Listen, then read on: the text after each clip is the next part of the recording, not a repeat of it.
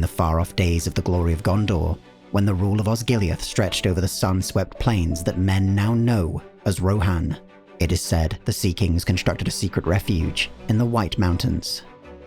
A place that no foe could ever take so long as men defended it. A place where any trumpet sounded would echo across the surrounding slopes, as if armies long forgotten were issuing to war from the caves beneath the hills. A place known in the Third Age of Middle-earth as Helm's Deep. Situated beneath three towering peaks known as the Thryhern, Helm's Deep was a great gorge within the northward spur of the White Mountains. This gorge narrowed from the north, with the cliffs surrounding it growing in height until its southernmost point. Here, a small stream flowed out of an immense and beautiful cavern system known as the Glittering Caves. The gorge was recognized in the Second Age by the men of Gondor as an excellent site from which to control the fords of Isen. The fords were a critical river crossing within the Gap of Callanodon, later the Gap of Rohan. A fortress was constructed here named Aglarond, which together with neighbouring Isengard protected Gondor from any incursion from the wild lands beyond.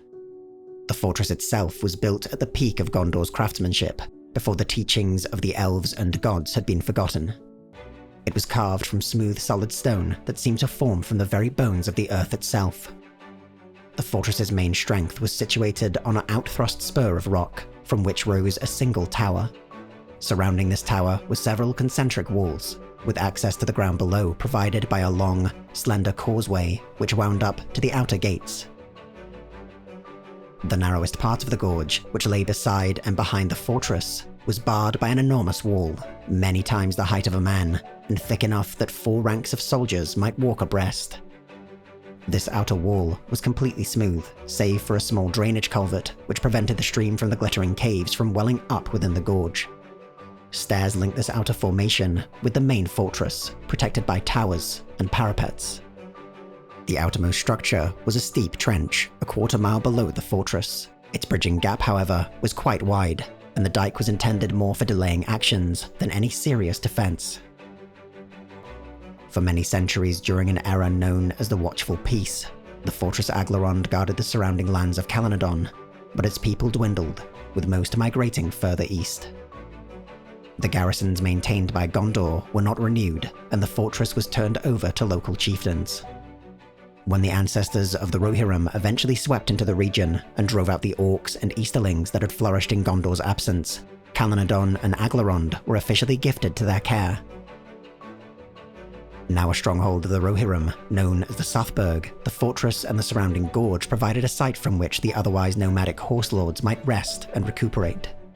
The most famous such sheltering took place in the long winter, when Helm Hammerhand endured a brutal siege against the corsairs of Umber and a host of Easterlings.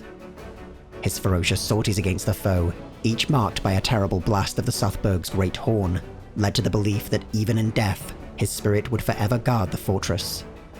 In his honor, the gorge was named Helm's Deep, and the fortress became known as the Hornburg.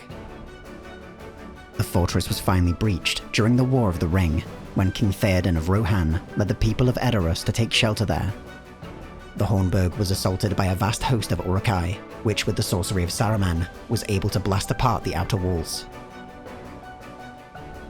Only the timely arrival of the Astari Gandalf prevented the annihilation of the defenders, turning almost certain defeat into one of the greatest victories of the Rohirrim. With the eventual destruction of the Dark Lord Sauron and the return of a king in Gondor, a new golden age befell the men of the West. The battered walls of the Hornburg were restored, and Helm's Deep became home to a new dwarven colony. Within the Glittering Caves, Lord Gimli, a member of the Fellowship of the Ring, crafted new wonders, bringing to Minas Tirith jeweled splendor and renewed pacts of friendship.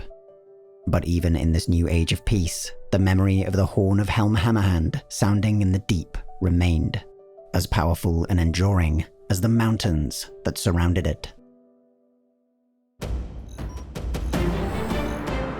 In Atlas, the Templin Institute investigates the most storied places from across alternate worlds.